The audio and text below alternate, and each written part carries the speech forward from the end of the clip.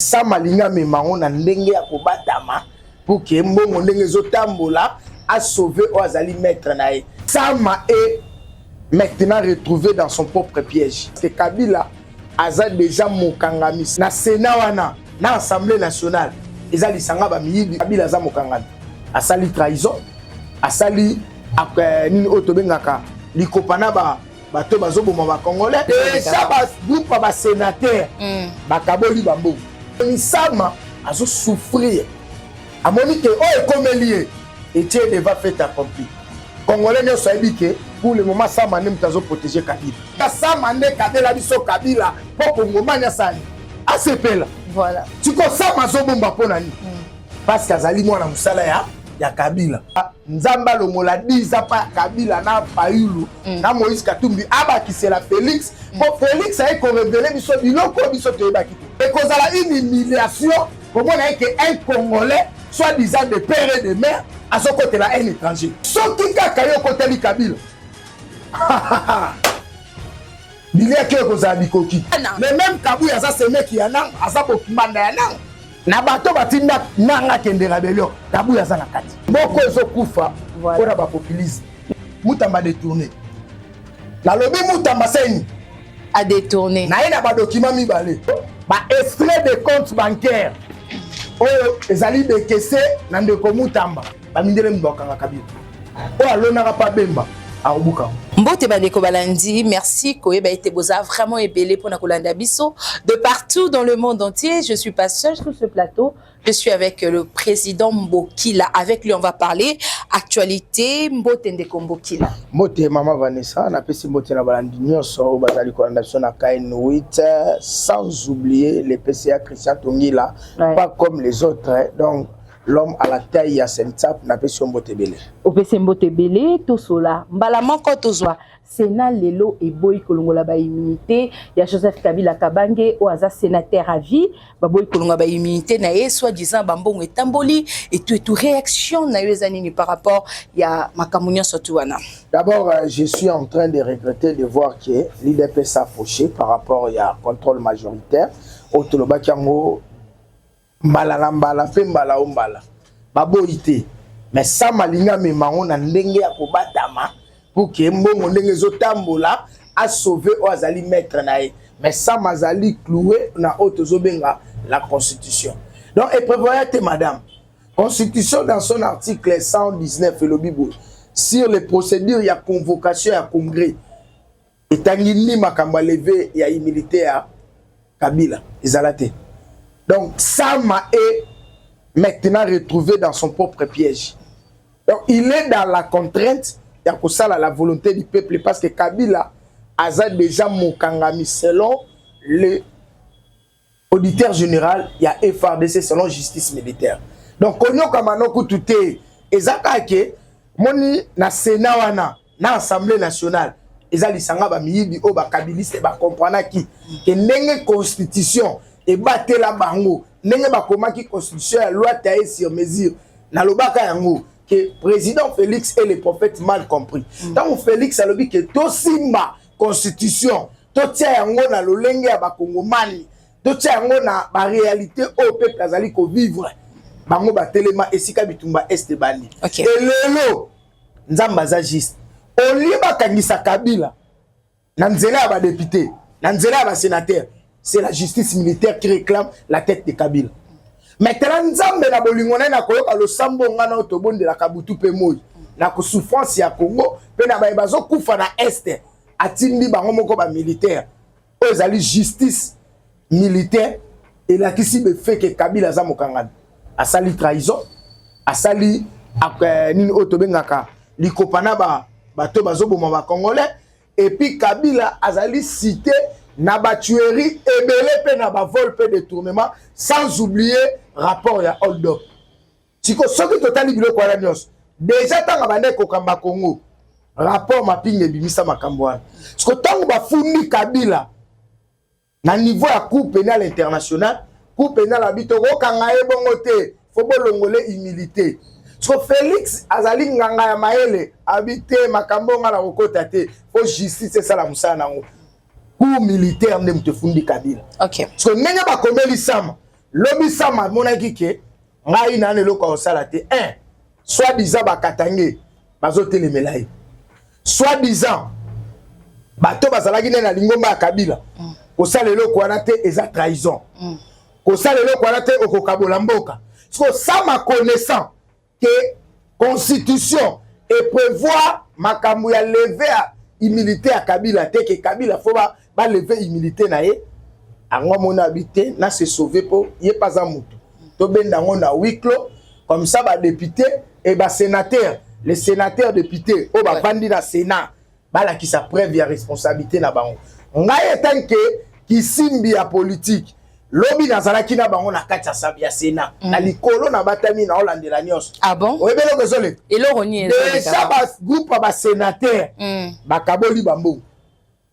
sikoyo na ndenge makambo ezokende ekozonga na Assemblée nationale oh sikoyo ndeko Kamere akotalisa biso si réellement il est avec le président Félix nga na yebi kazana président Félix na ndenge ni yoyebi kazana président Félix Kamere test et tant que président Assemblée nationale ouais tango ndongwani biso a na Goma na Bukavu bango basala déclaration o tozobenga ya état de guerre to bunda pena na Rwanda officiellement selon l'institution na biso ce qui mboka to mabe na biso za menacé c'est na l'assemblée ko vanda pour que ba déclarer guerre Kamera sala azo senga dialogue et abosani que chef de l'état le baiki a dialoguer na ba pantete il faut dialoguer na ba maître na bango yango moni sama azo souffrir amoni que o ekomelié et tie devant fait accompli congolais ne soyebi que pour le moment sama ni mutazo protéger Kabila siko boni tango ba na huis clos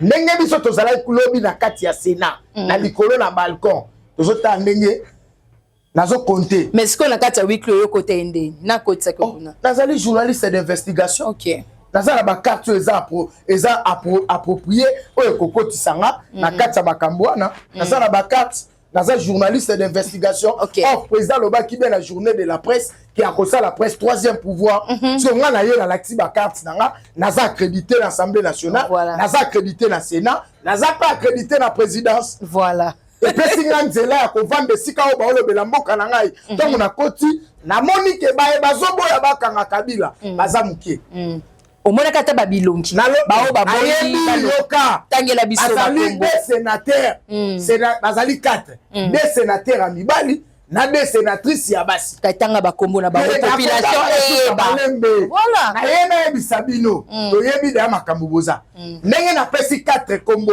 et 4 batuana bisika bazali miteme bandi kobeta po bayebi déjà que chaîne ekotala pe makambo na zolo tokotia yango na batiki non TV za radio te photo yeba mibale awa na féliciter maman Nefertiti Nguziani ya IDPS ya Nekongo Nefertiti le bi clair que constitution et prévoir que makambo etali lever ya humilité ya Kabila o eza motu ya samande kadela biso Kabila po kongomanya sani asepela voilà tiko sama zobomba pona ni parce que azali mwana musala ya Kabila pesika sama komi eza na volonté ya Kabila maintenant lokola Sénat na Assemblée nationale eza lisanga ya bamiyibi ya Kabila basala loi ya constitution taye sur mesure yango ngai nalobaka nzamba longola 10 ans pa Kabila na Fayulu na Moïse Katumbi abakisela Félix pour Félix a ko révéler biso biloko biso toyeba kité vraiment très important donc le plus grand problème est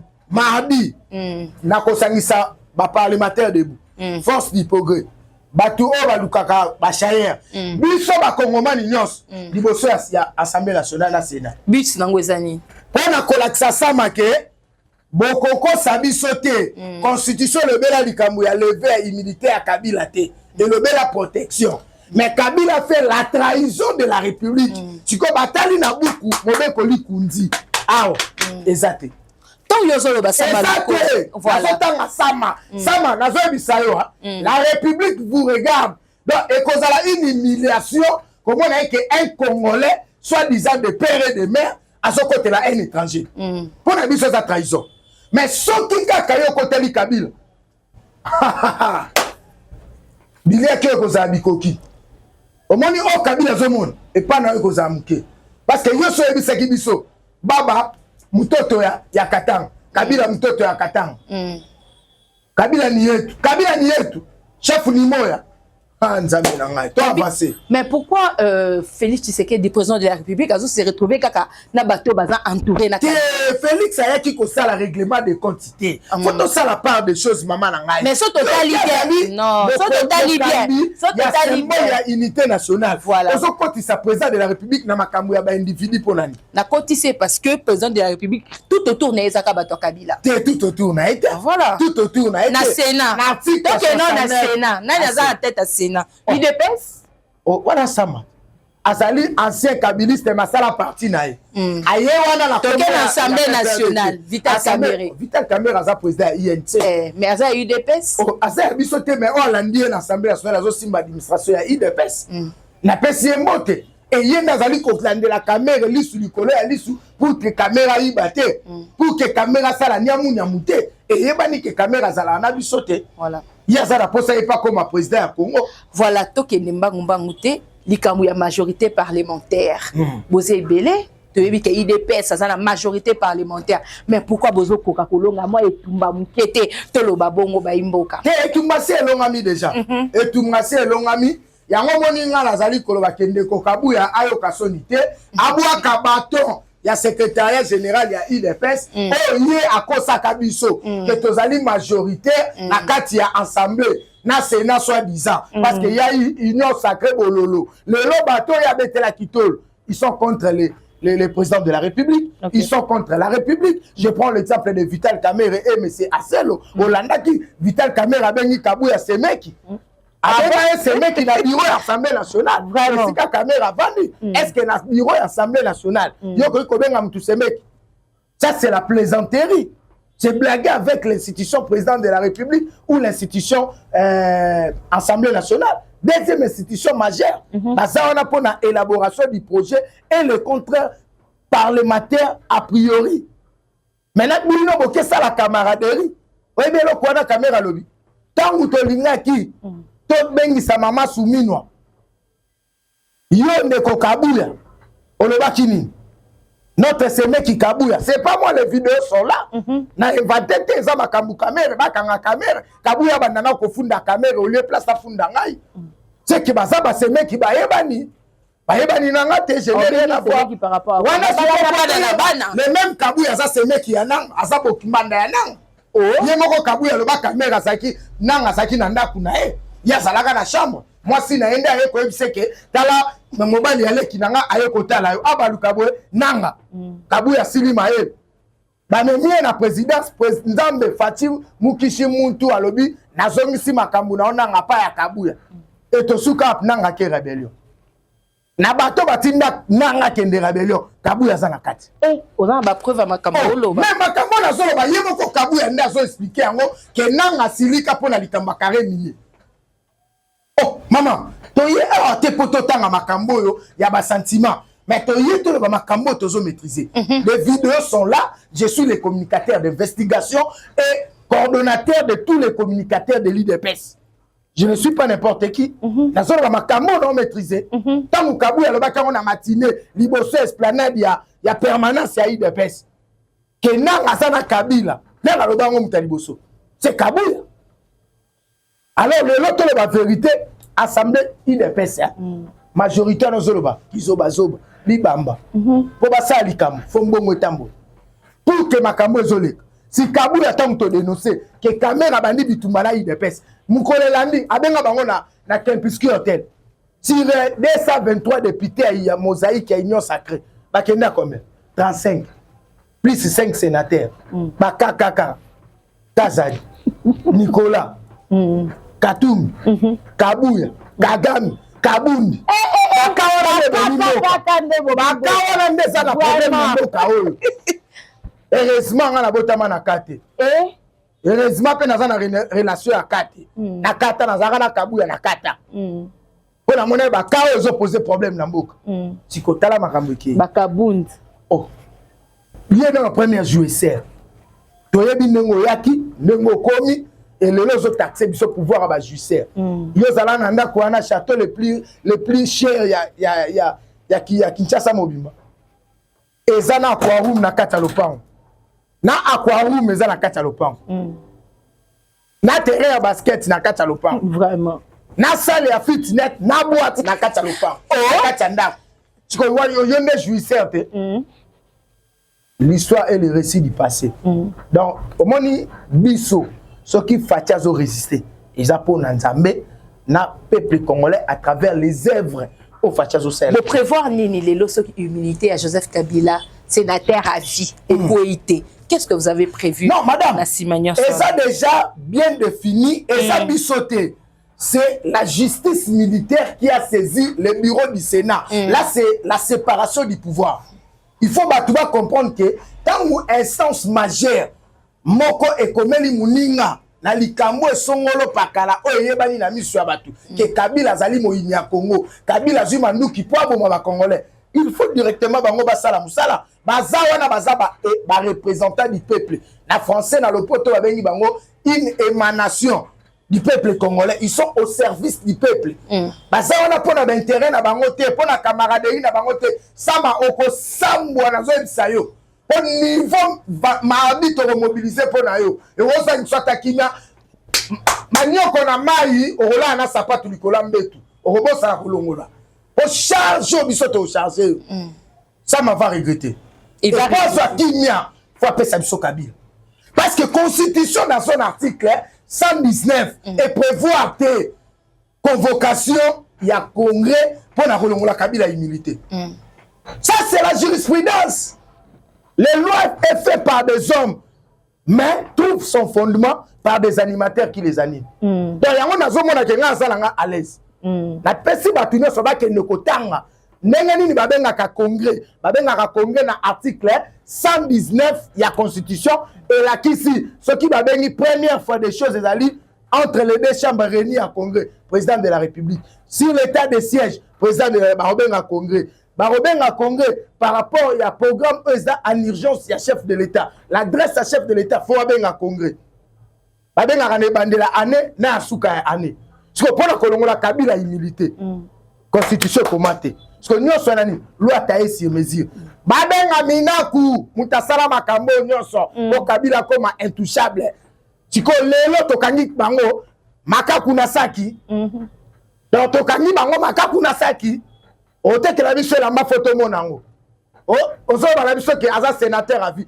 faut démontrer constitution est claire Robin la constitution te donc mutu fa sauver moka na so bele la bayi kongomani boza na poto bon la mukato benga sama sama tozobe makila ba kufi na gomeza mutu nao sama na lobi batu ba kufi na Bukavu na mutu na yo batu ba kufi na Goma na mutu ya sama Peter Sirimwambi na mutu ya sama na lobi Peter Sirimwambi na mutu ya sama bato bazo kufa force commune na mutu ya sama tiko sama fo yebi sanzambe na yebi makamwana te soit Kabila boso Kabila ye voilà boso nazo bana mon histoire et salama entre Jésus na Barabas sama okopo na Barabas on est place à Jésus sama histoire nous aussi la lelo et aussi la mardi histoire politique na yo to le baka ke bino ozala kabiliste bo wangana pour la ki sabi so ke sama oza kabiliste te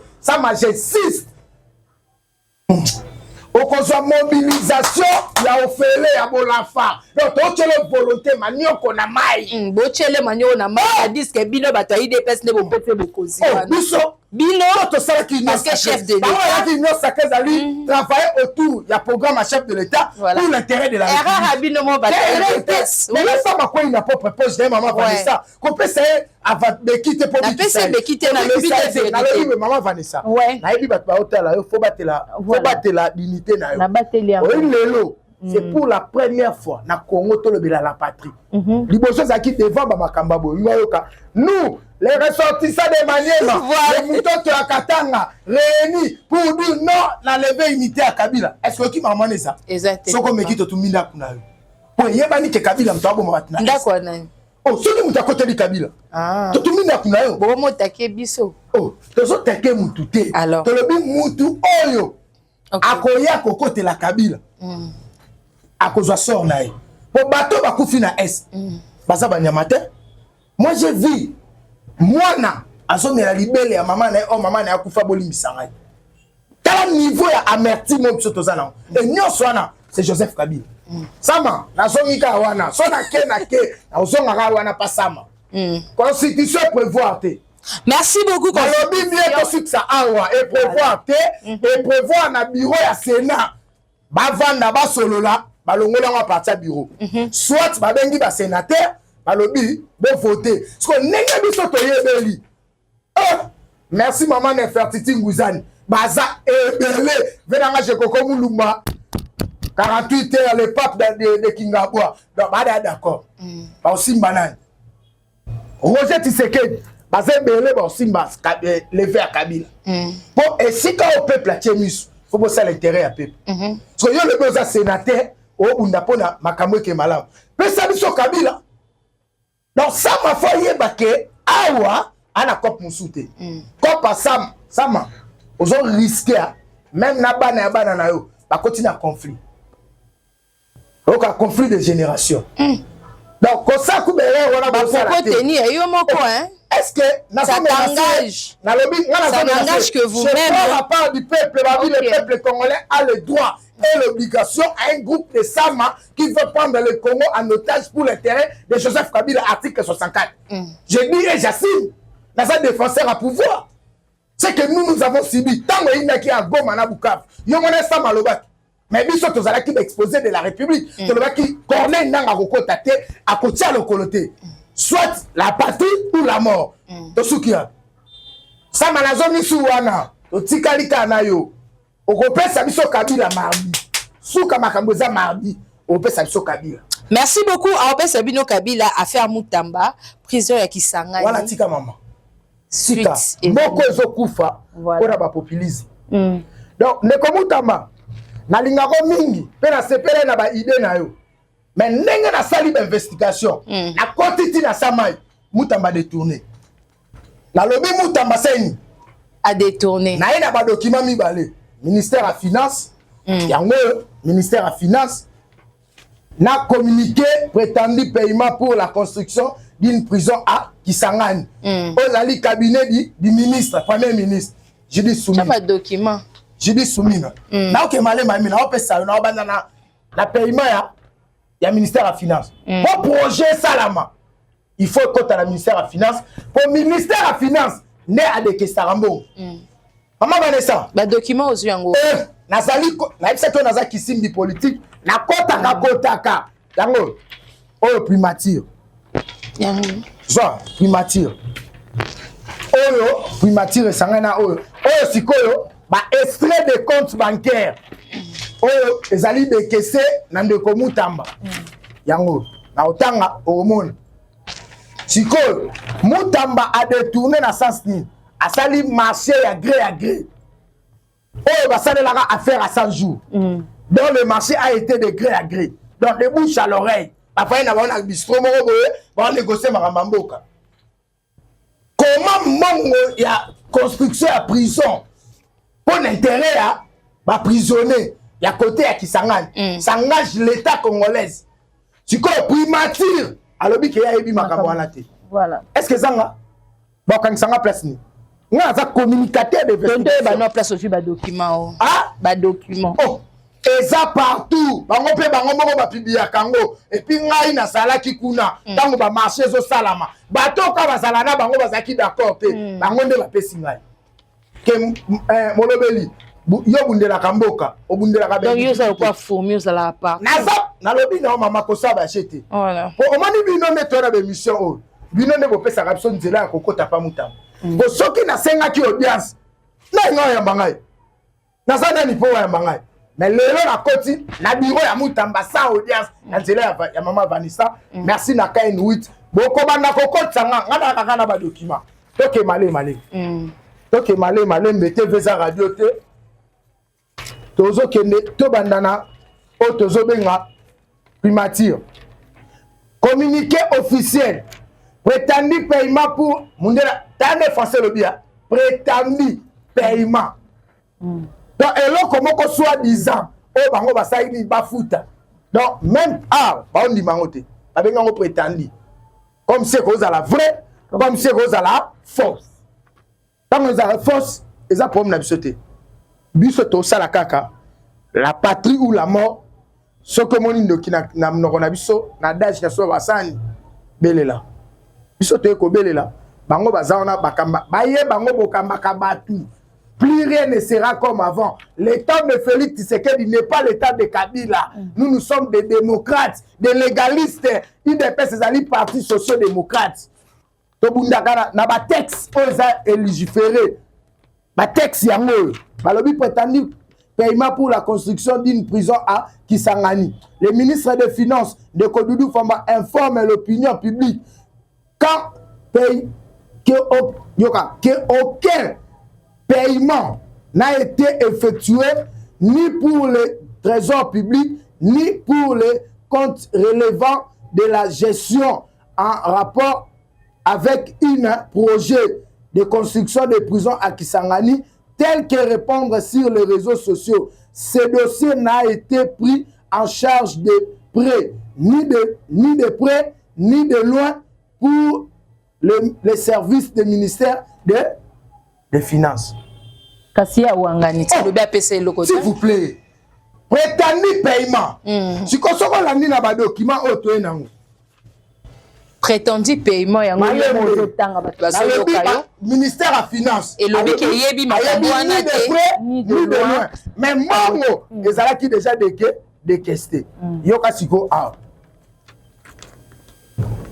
en vue d'assurer le bon déroulement de ces audiences, je sollicite une mise en disponibilité de fonds circulaires dans le cadre de ces opérations de la somme de $450,000 américains paiement au compte bancaire numéro 205 22 78 54 D 3300 $ du ministère de la Justice ouvert dans le livre de la Robank. Ce que je sais, tant bazol bango makambo ngam long comment ministère de la Justice ba signé na ce fest à Kinshasa Costa Mutamba Tunganga yango oko salisa ngo maman oko falsifier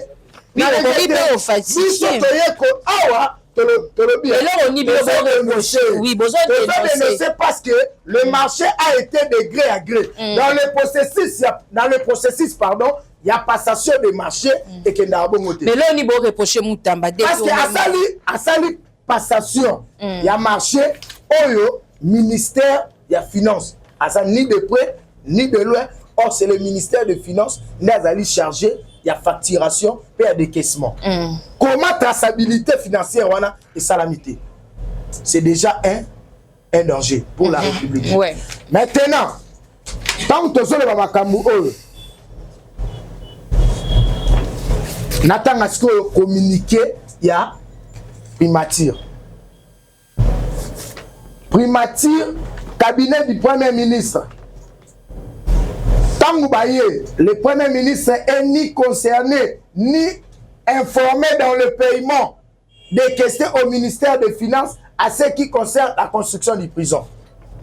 Si vous avez dans le ministère, le Premier ministre a eu dossier à la tête. Tant que vous avez gré à gré. Gré à gré, nanani. Oh, non, vous n'arrêtez pas d'aller faire, il y a réception, il y a makamotali, fond à niveau il y a ministère de la Justice Moutamba Jiraka. Ce sont les histoires de la République. Nous devons voir clair. Il faut qu'il y ait la traçabilité et la transparence financière. C'est ce qui fait la beauté à Moka. Nous sommes dans un état de droit. Le Congo n'appartient pas à un individu. Et le Congo de Félix Tshisekedi n'est pas le Congo des intouchables. Et ça, Congo, ceux qui m'appellent ça, tu connais bien. Si on dit que ma camo est aussi battue, tu le bats qui yango. Makamba détournement que la procédure n'a pas été respectée et yeba ngo bakobenga ndeko Moutamba à l'Assemblée nationale pour expliquer comment a eu marché à gré sur la passation du marché et ça la traçabilité dans le contenu de l'avenant après où tu sais pas il y a fournisseur na ebimeli Quand on parle des histoires, tu as makambo to maîtriser. Vraiment. Je ne viens pas pour la Rolobani. Tu as senti Yemoko le 4 avril. Alobani, a senti sur le détournement. Madame Soumine Alobani. Faut pas faire de la plaisanterie. La République nous regarde. Voilà. Où en sommes-nous le lot? Selon le bas qui a détournement. Les paroles s'en vont, les images restent. Les paroles s'en vont, les images. Voilà. Le centre financier, nous sommes investigateurs, nous gardiens du pouvoir. Nous, les combattants de l'IDPS, les communicateurs, le parlementaire debout, nous sommes gardiens du pouvoir. Nous sommes là pour la coquine de là. Il y a un moment, paix à son âme de reste mémoire, le recteur de l'école Tshisekedi, Stebe Sengande, Mkonganzo Kwande Koloba, Bino Bozali, aide du parti. Bino Neba politicien. Je compte sur vous. Et moi, que Zali Kokoufa, pour la Moïbi, l'Isolo Nini Namoko Zalaka, des millions, détournements, millions, je dis bien jusqu'à quand la fin de cette mélodie. Ok. Bango baibaka, ezali ba budget ya Bamboka Msusu. Et lelo bazali convier Bamboka. Batinda rabana na basi na bango kokendo tanga puna. Mais Félix azobunda pona biso. Azobunda pona biso. Comment ndeko Félix azobunda pona konimba kode keste. Talelo komona fongolo a. Na Lubumbashi, baké ko faire inaugurer chef de l'État posement la première pierre. Il y a aéroport, il y a Luano. Mais tandis que la société n'a signé un contrat. Mais le président de la République est venu poser les premières pierres. Nous sommes là. Keba, Neko Kazadi, a dit ça qui va révélation. Pour la intérêt à Kokabola Mongo, parce que les projets, il y a construction, il y a réhabilitation, il y a aéroport, il y a Luano, et Zali Kostala mana 200 millions de dollars américains. 200 millions. Si comme Moudo dans la société, Samu, société Samu. Ouais. Azali, Mundele, Azali ko collaborer na Kagame. Oya yaka akendaka na Kagame et pas d'organe na Turquie. On va y revenir avec les détails. Je viendrai pour te donner de forts détails. À ma qualité à communication et d'investigation. Tant que tu as biloko, Ezali comme ministre chef de l'État, Kozanga ko contrôler, mais le chef vous fait confiance. Voilà. Parce que quand ça la place n'y sauté. Quand vous êtes au service de l'État, vous devez travailler pour l'intérêt de la République au bénéfice du peuple congolais. Mais ils travaillent pour leurs intérêts. N'a pas populisme comme si c'est lui qui est venu pour ce que ça va vivre. Maintenant, où en sommes-nous? Le marché a été de gré à gré. Asali marché à gré à gré. Wana pona muta mbasali lote. Asungi mokonza mboka ni. On va soutenir na mbongo de tournement eux. Yo de tourner mbongo seigneur que ça musala ya ba prisonnier. Bala na ba condition malin. Ba tongela bango ba prison carcérale. Na loi on les ali ko prévoir sur la détention ba prévenir to ba coupable ba ko ko tia bango na ba condition ya mabete. Faut tia bango na ba condition idéale. Yango moni ndeko jama kabuna kota na pavillon Winston Félix apesi ordre babomsango abima les seuls prisonniers na Congo au kota prison abelate akufata ya mune na même akutu bibeli. Merci beaucoup de continuer. Où en sommes-nous na dossier accord États-Unis et RDC? Où en sommes-nous? Match ici. Na lobby match ici. Lelo. Nana uchi ko tweeter Massad Boulan a convoqué les deux experts. Le 16 a convoqué les deux experts. Il y a deux pays. Il y a une finalité, il y a traitement, il y a un projet de paix au Rwanda na RDC à Kotisaki.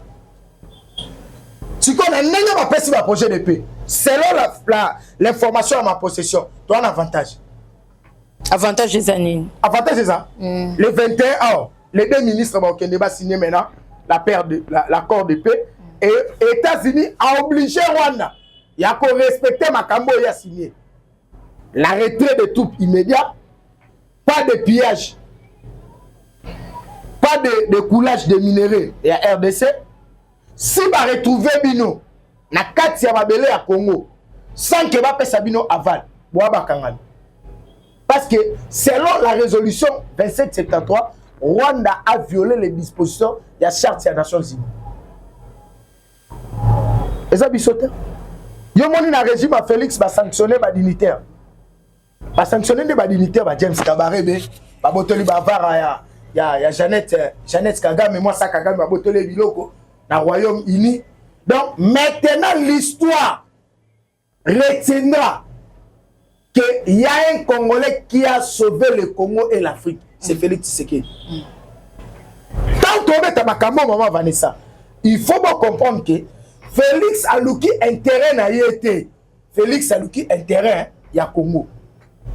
Yango le bail que na ko dialoguer na ba pantente.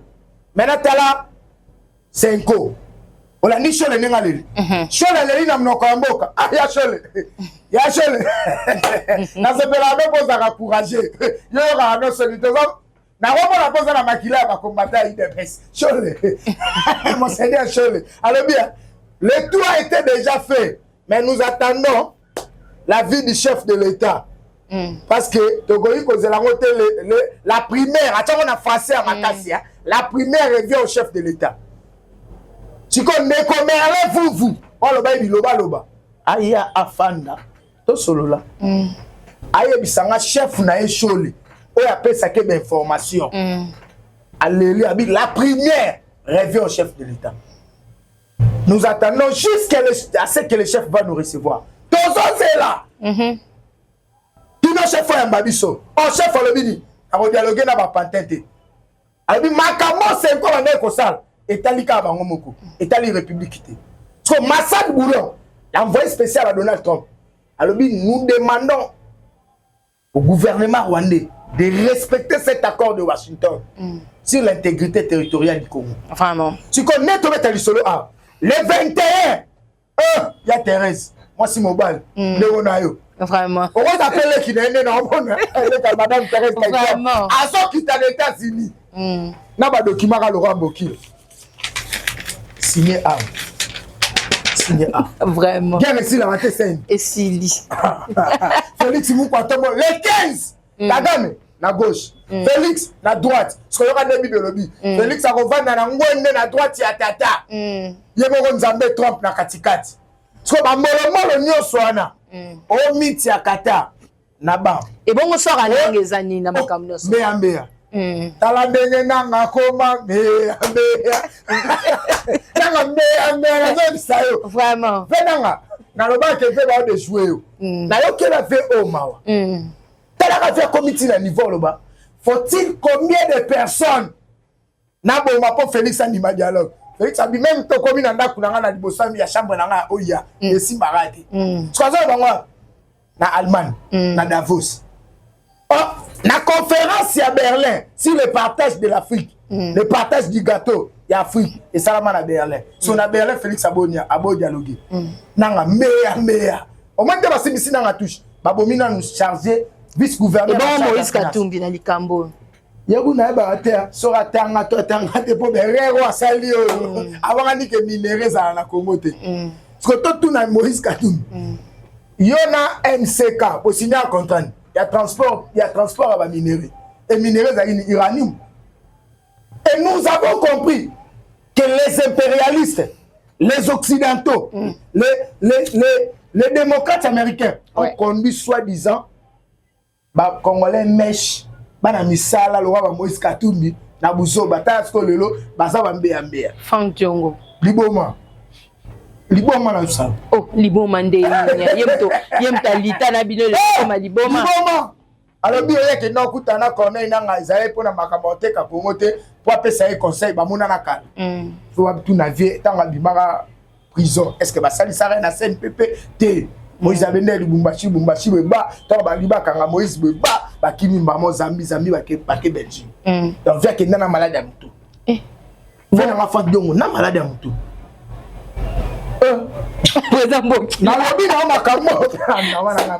À propos na ye moko Martin Fayulu to qu'est-ce que bon Martin Fayulu sort na ezani na makambo verset na poste.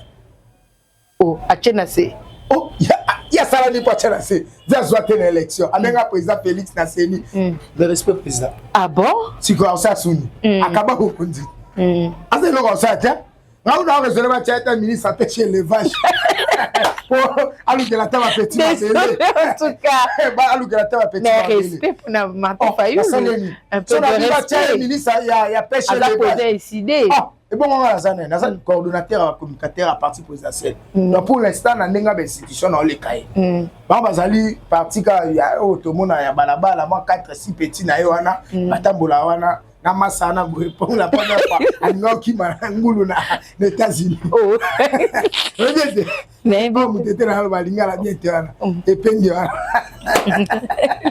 en tout cas merci beaucoup on est arrivé à la fin de notre émission na bisayo bien ici to pesi merci na muko Tombolo le 15 juin tous les Congolais sikozali pembe la photo là ta pembe to tieba ba gana maboko pembe tozo tambola tozo sepela parce que l'accord du siècle vient d'être respecté. Mais pourquoi opposant nous so bandimé la ko fait Félix Antoine Tshisekedi Chilombote bango na so bandimé la kete ko na combat o ba tamité ya mabeti ba ba Félix ando mata avion ba benga Emangela parce que c'est o benga c'est ko batambo Afrique mobimba batambo la ko nani on a encore quoi ça Félix parce que bakota mola Félix le même sur l'accord du siècle et bon ambongo oyibi balongole na baboya comme papa baninga le babio ya que ça politique na Congo oh donc so ba tcheye abomisa ba payer belé. Merci beaucoup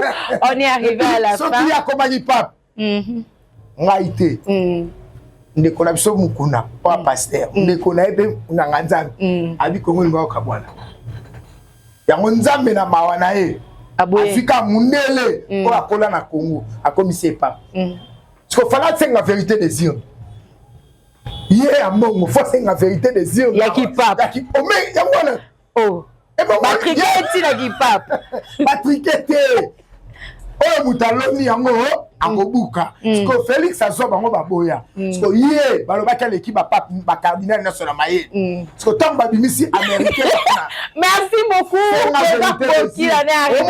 azo kozonga ambongo zonga sur le square zo comprendre akanga mikuna na Vatican yo sakana Louis XIV à moi na lemba on a Saint Augustin vraiment batu basala prière à l'ordre à Saint Augustin Louis XIV Asa missionnaire à Saint-Augustin.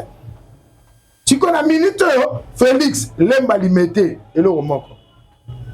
Yadona, moi la limité. Tu connais la bazana. Ma papa na ma papa, Mikate, opposition Panzani. Tu connais entre ici, Ambongo, c'est la vérité des urnes. À niveau ya kipa, poto ndi mayo, ozanga nganzambe. Merci beaucoup. Mot de la fin, na ben nous sommes 8 ans Kolanda biso. Le mot de la fin ça ka moko. Ça m'appelle ça biso Kabila. OK. Et ça clair. On le barosa congolais, les pères et les mères. Tala. Viens. Et ça na ba réalité mususu na vie. Oh nzamba commissaire batu. Et ça pour se sauver. Ça mon sali ba ma bébé l'état que premier ministre. Ça la biso le premier ministre a salé le côté malonga zéro gouvernement le boirio ba le boirio ba boirio a salé le côté. C'est l'occasion beto limbisa yo to komango na ba biki na ba papier na ba mire ndenge ba bisaka ba na Israël tant moi na pater le kanabuto a le premier né de l'Égypte. Donc après ça biso Kabila. Kabila po ba kangae Kabila po aktika bisalela mwanza zo sala wana fo ba longole bokonzi li fait kaza na bokonzi wana ezo komisa teti et okomona ka so basali lever à humilité ba mindele mbokanga Kabila o alona pa bemba arubuka. Merci beaucoup Nabaïna Sobozaki, tellement ébélé pour la Kolanda Biso. On est arrivé à la fin de notre émission. Abonnez-vous très massivement sur KN8 Télévision, partagez, likez, commentez. Et puis ça peut toujours motivation. Il y a toujours ba news ya kitoko pe ya sikila ya sika. D'ici là, portez-vous bien. À bientôt. Bye bye.